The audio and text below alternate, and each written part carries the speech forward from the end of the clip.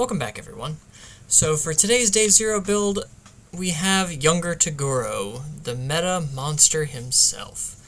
He is a 6 hand size, 32 health character of Team Toguro, with all death and evil for his symbols. I've chosen the death symbol because I think this and evil are probably his best options for very specific reasons, but we'll get into that when we get to that. He has two abilities. The first is a response. Once per turn, after your attack resolves, build it face down. Your rival builds the top card of their deck. So there's no cost to this. Your attack doesn't have to deal damage, it just has to resolve. And then you can force your rival to build one foundation from the top of their deck. Then he has an enhance. This attack gets plus X damage. X equals half the number of foundations in your stage rounded down. So if you have 7, you get plus 4 damage. Plus 3 damage, I'm sorry. It's late. Math's never been my strong suit. So he likes to build up a big stage and then just throw a whole bunch of damage on a whole bunch of attacks. This is the first character we've ever seen printed, I believe, that can force your rival to go into deadlock. And as such, he gets to abuse some very dangerous cards. So let's see what our attack lineup looks like. First up, we have 45% power. A 4 diff, 3 control, 4 high for 5, plus 2 mid block. It's got charge and slam. This is enhance. If your rival has 4 or more foundations, draw 1 card. They're always gonna. So this is just enhance, draw a card. Then we have 60% power. A 4-3, 3 mid for 5 with a plus 2 high block. The kick keyword, oddly enough, and powerful 2. I don't know why this has the kick keyword.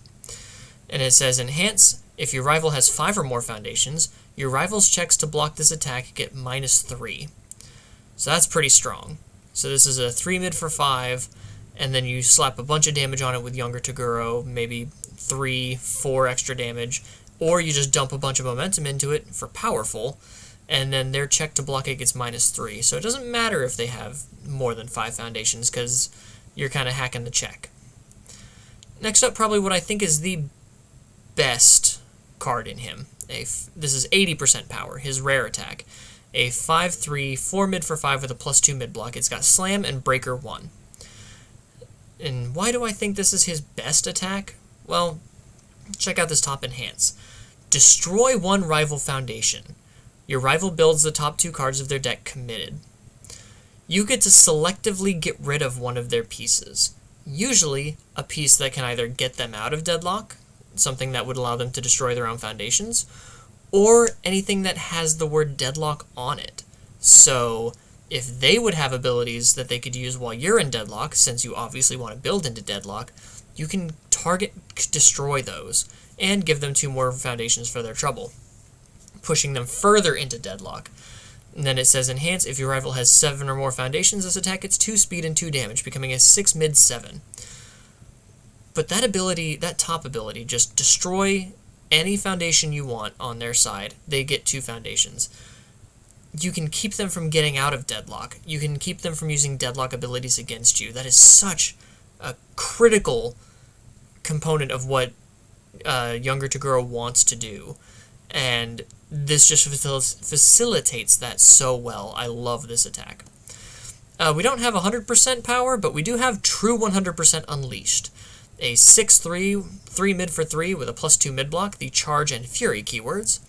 It says response remove. After you make a check to block with this card, if you have 10 or less health, that check passes.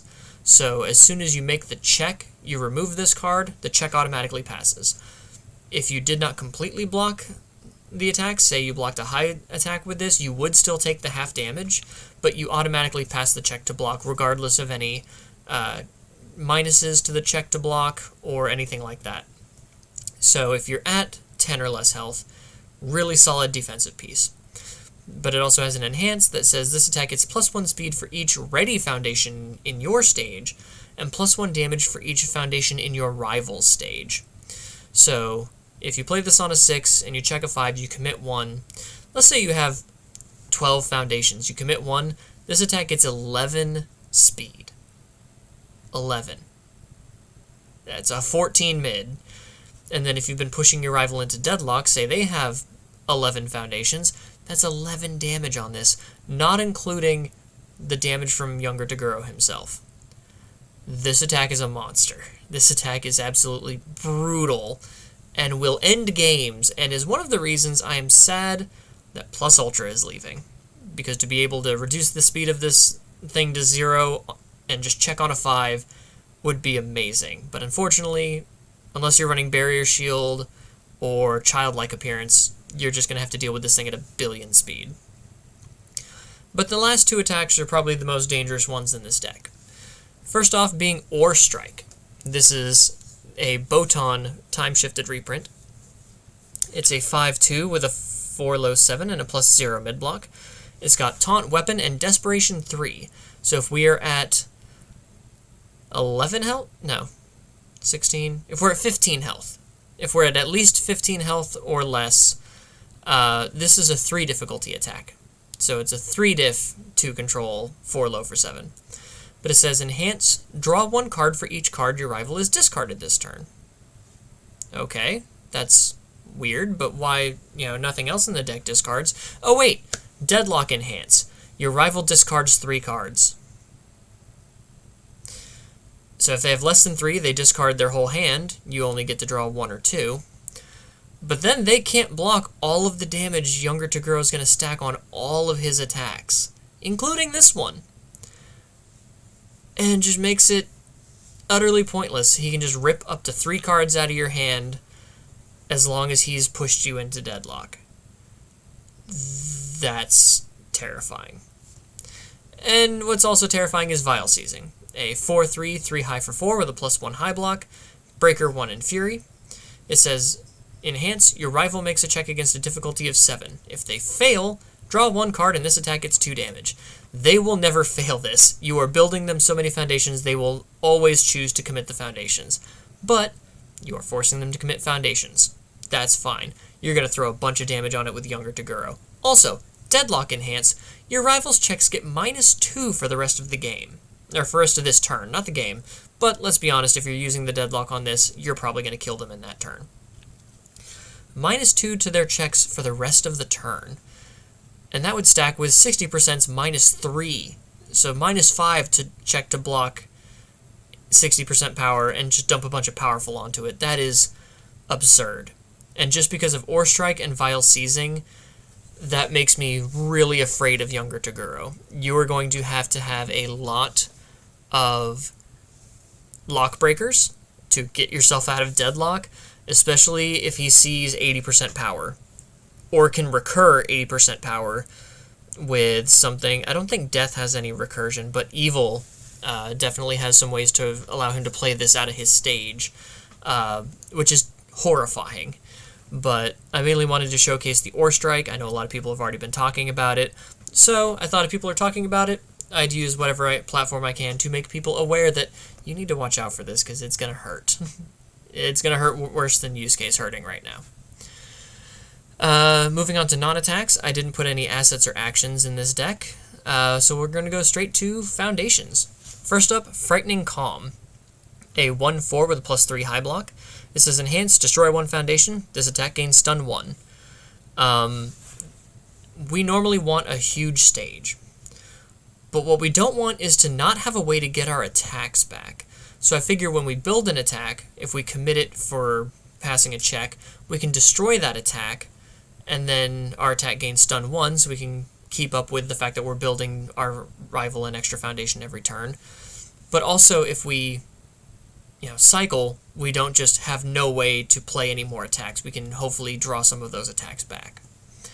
Then we've got Display of Power, speaking of damage, which we weren't, because I thought this was settling old debts, and I was going to say speaking of drawing, but I got ahead of myself. So Display of Power, a 1/5 with a +3 low block. It says, enhance, commit.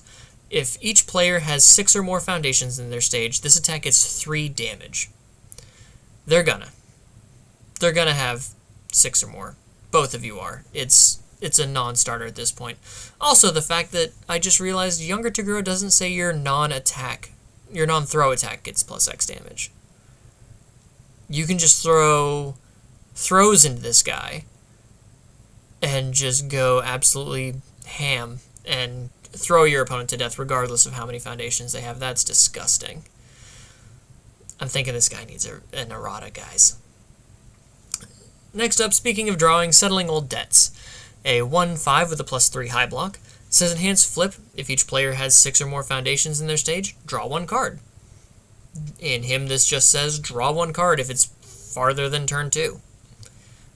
Pretty good. And then for more draw, Botan's coaching. A 0/5 with a +3 mid block, which says enhance flip. Both players discard 1 card and draw 1 card. So, as a 6-hand size that just wants to throw a bunch of damage, we do want to try to draw more attacks per turn than our normal 6. And then we've got Finally Awake, a 2/5 with a +1 high block, a favorite of one Tim Keefe, so you know it's got to be good. It says enhance, commit 1 foundation, your high or mid attack gets +1 speed and +1 damage. High, mid, low, high. So anything but Ore Strike is going to get 1 speed and 1 damage from Finally Awake, which is really good. Plus it has a very nice +1 high block. Nice, Sam. Just stayed off the desk today. Then we've got Syndicate Target, a 0/6 with a +0 low block. It has a static that says after you play it as a block, you lose 1 health. That's perfectly fine, especially on a very nice 0 difficulty block. And it's a 6 check, so we can hopefully hard check the 6 on true 100% Unleashed and laugh as our opponent cries. Then we have Foresight, a 0/5 with a +3 low block. It says response, after you play this card, look at the top card of your deck. So if you play it out during your turn as a form, you can check the top card of your deck to see if you could pass maybe 1 more foundation. Or if you pass it as a block, or play it as a block, you could check the top card of your deck to see if you'd be able to pass another block, if it's like a 3 that you want to take off the top card of your deck with a draw, or something like that. And then Enhance Remove, reveal the top card of either player's deck. So you can either check yours to make sure you're going to pass your next check, or you can check your opponent's to see how fast your move needs to be in order to get through and kill them. Pretty useful little spam here. Next up, we have a Refreshing Slice, as our only momentum outlets are the powerful on 60%, I believe.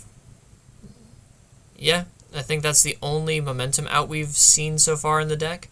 Refreshing Slice is pretty nice, because as a 1/4 with a +2 mid block and the weapon keyword, it says enhance, discard 1 momentum, ready this foundation, your rival commits 1 foundation, only playable while committed. So you commit this to pass a check, you discard a momentum to ready it, your opponent has to then commit a foundation, so again, keeping up with the fact that we are building them 1 extra foundation per turn. You can do this any number of times per turn as long as you have the momentum, and you can do it on your turn or your rival's turn.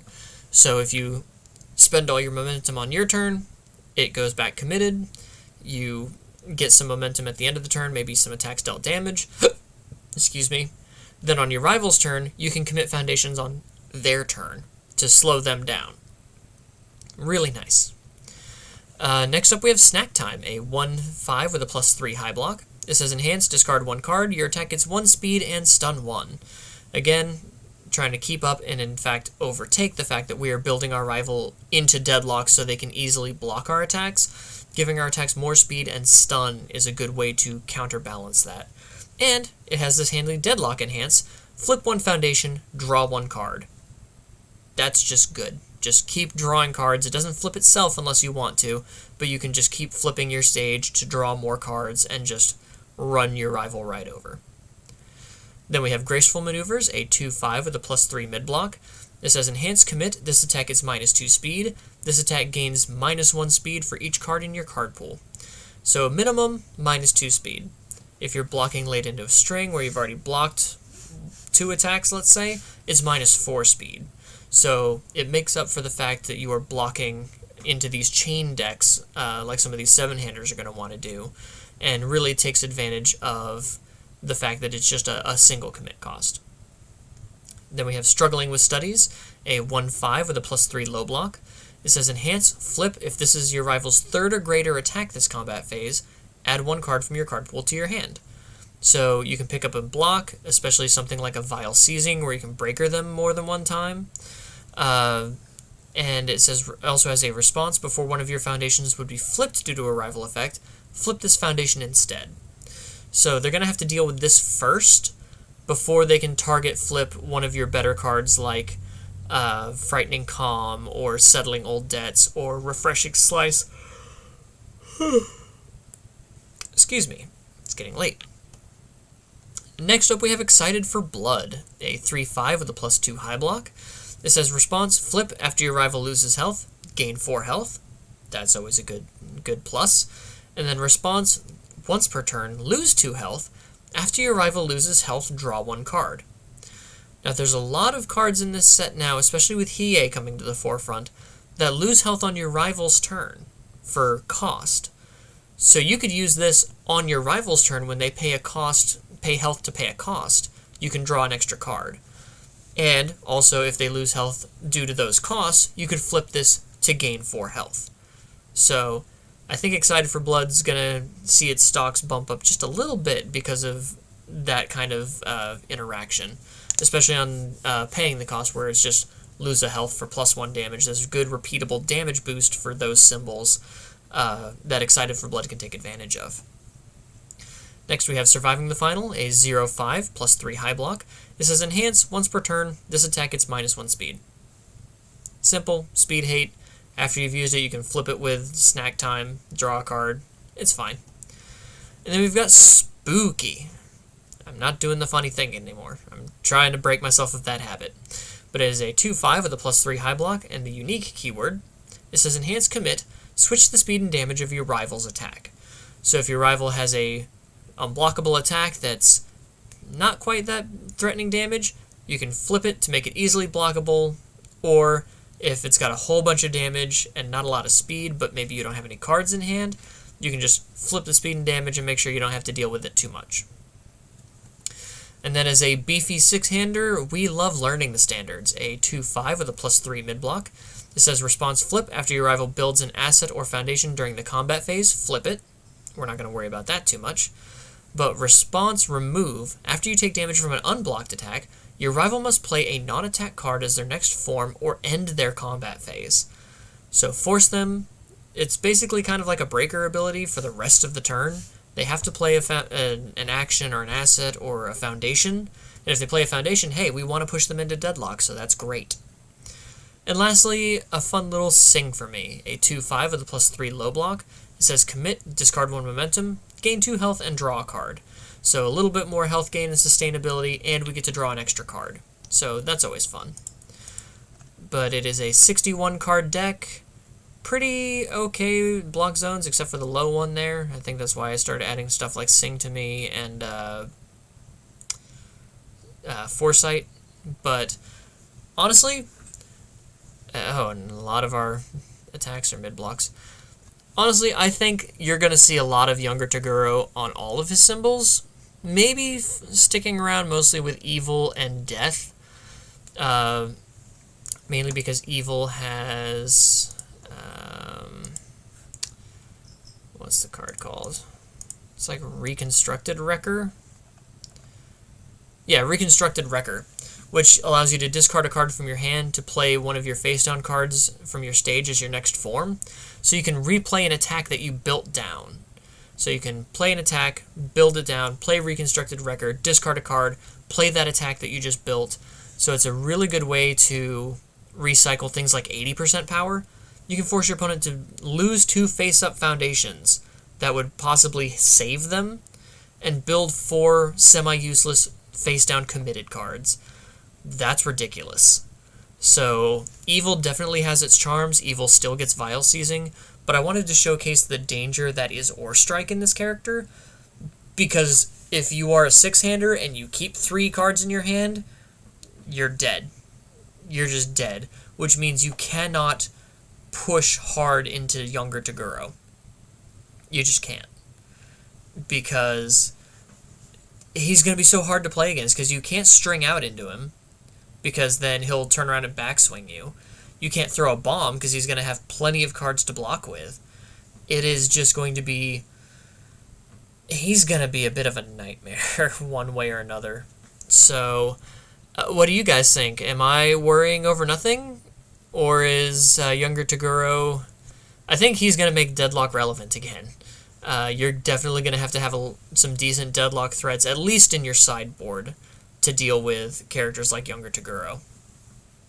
Oh, also he gets Fruits of Our Labor off of Evil, which lets him flip Fruits of Our Labor to force you to build a card from your hand face down. So not quite Ore Strike, but it's still getting a card out of your hand as a form, no less. So yeah, I think we're gonna see a lot of this guy, and I think it's gonna be really, really rough to deal with. You're gonna have to at least, if not tech your main deck to deal with him, you're definitely gonna have to dedicate some of your sideboard to him. But what do you guys think? Which of his symbols do you think is the most viable? Do you think Death with Ore Strike and Vile Seizing, or Evil with Reconstructed Wrecker and other dangerous deadlock stuff on that? Are you not worried about him? Do you think you've got the secret tech that's gonna just absolutely body this character as its silver bullet? If you like deck profile content, please consider subscribing if you haven't already. If you enjoyed the video, please leave a like, and let me know down below what you think of this character, what you are interested in playing or trying with him, or what you think is going to be a good way to deal with him. I'm sure that's going to be a discussion worth having, so if you guys want to get that started in the comments, I would love it, and I will see you guys in the next time. Take care.